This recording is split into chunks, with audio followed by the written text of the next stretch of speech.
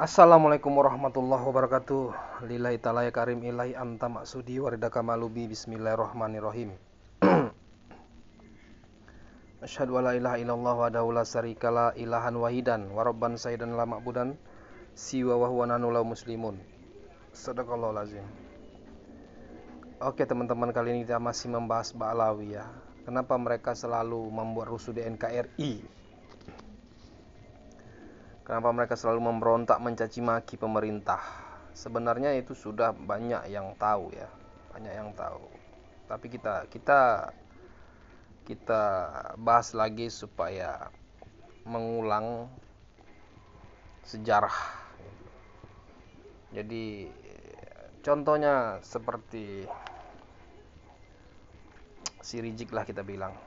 Si Rizik yang selalu mencaci maki presiden. Siapa aja presiden dia caci maki, pemerintah caci maki. Si Bahar dan lain-lain kaumnya. Dan memang orang yang mencaci maki itu memang dipungsikan Ba'alawi untuk itu gitu loh. Ba'alawi itu memang memungsikan orang-orang yang akan mencaci maki presiden apabila mereka mencaci maki pemerintah, menteri apabila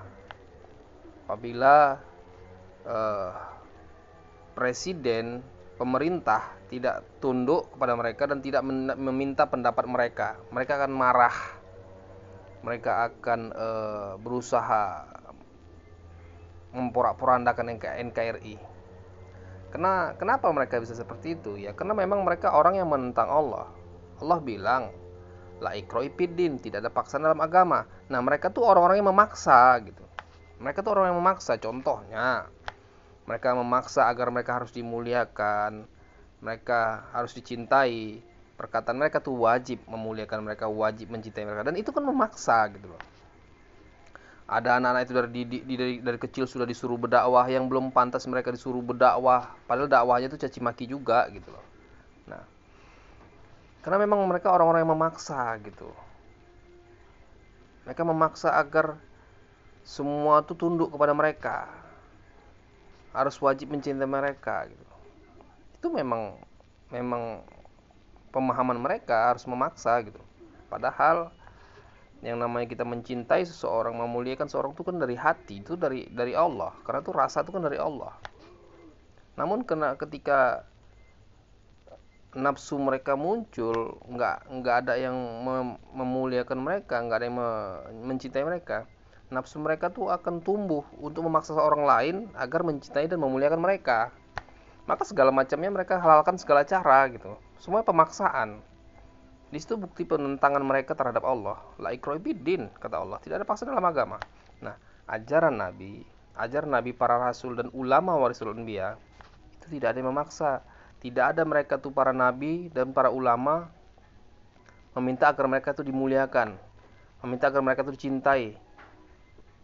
Mereka meminta agar seluruh pemerintah, pejabat, presiden meminta pendapat ulama. Nggak ada ulama kayak gitu.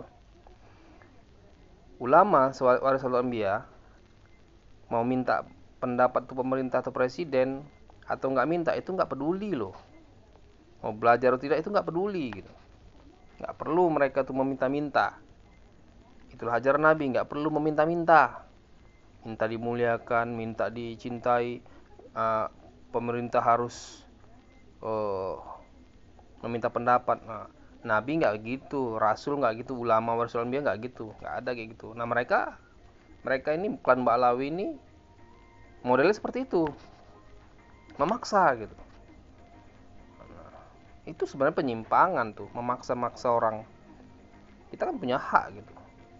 Semua berasal dari hati, bukan karena dipaksa-paksa.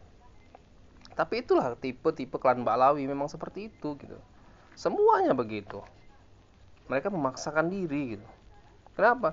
Karena mereka nggak ada mendapatkan warisan ilmu dari para nabi, nggak ada, satu pun nggak ada. Kalau mereka mendapatkan ilmu yang diwarisi nabi, mereka nggak akan seperti itu. Mereka nggak akan mengaku-ngaku, mereka nggak akan memaksa untuk dicintai, untuk dimuliakan agar pemerintah meminta pendapat mereka. Mereka nggak akan seperti itu ketika mereka mendapatkan ada warisan ilmu dari para nabi.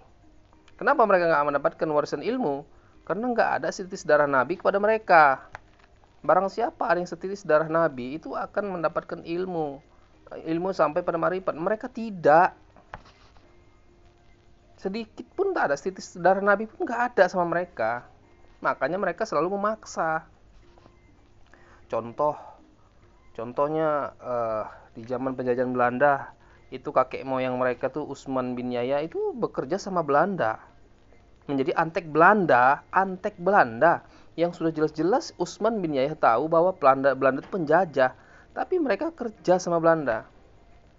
Mereka menjadi antek Belanda, padahal mulut mereka yang berkata bahwa ulama haram, tidak boleh berdekatan sama pemerintah. Tapi mereka dekat sama pemerintah. Tapi Usman bin Yahya itu bekerja sama Belanda gitu. Itu penipuan namanya. Sebenarnya sudah banyak pemaksaan yang mereka lakukan, dan sejarah kakek moyang mereka itu adalah penjahat semua rata-rata. Makanya di sini sebenarnya sudah banyak yang terbuka bahwa memang klan Ba'alawi itu bukan keturunan Nabi Muhammad. Ajaran mereka bukan ajaran Nabi Muhammad. Nggak ada tuh keturunan Nabi itu yang sebenarnya mengaku-ngaku, nggak ada itu. Nggak ada keturunan Nabi Muhammad itu mengaku aku dah keturunan Nabi Muhammad yang wajib dimuliakan, wajib, nggak ada itu, nggak ada, nggak akan pernah diucapkannya itu. Beda dengan mereka gitu.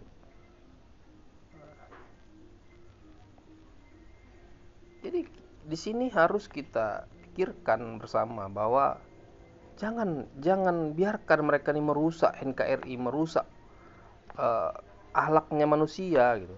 Jadi contohnya gitu, akhlaknya dari dulu, akhlaknya atau sifatnya rakyat Indonesia itu sopan santun, beradab. Nah, masuknya Ba'alawi menjadi rusak akhlak manusia. Kenapa? Karena diajarkan mencaci maki. Ditanamkan mereka kebencian terhadap presiden, terhadap pemerintah, terhadap seseorang. Ditanamkan mereka dengan doktrin-doktrin. Itu bukan ajaran Nabi. Akhirnya akhlak manusia ini rusak. Akhlak rakyat Indonesia ini rusak. Begitulah kalau memelihara klan Ba'alawi ini, rusak jadinya akhlak itu. Oke teman-teman, itu saja lah ya. Itu saja koar-koar kita. Anggap saja ini sebuah koar-koar yang mengisi luang waktu lah. Tapi intinya sudah banyak yang berkeyakinan bahwa klan Ba'alawi itu bukan, Habaib itu bukan keturunan Nabi Muhammad. Tinggal sikap pemerintah, tinggal sikap dari rakyat Indonesia lah menyikapi mereka. Sekian, terima kasih, mohon maaf lahir batin. Billahi taufiq wal hidayah. Assalamualaikum warahmatullahi wabarakatuh.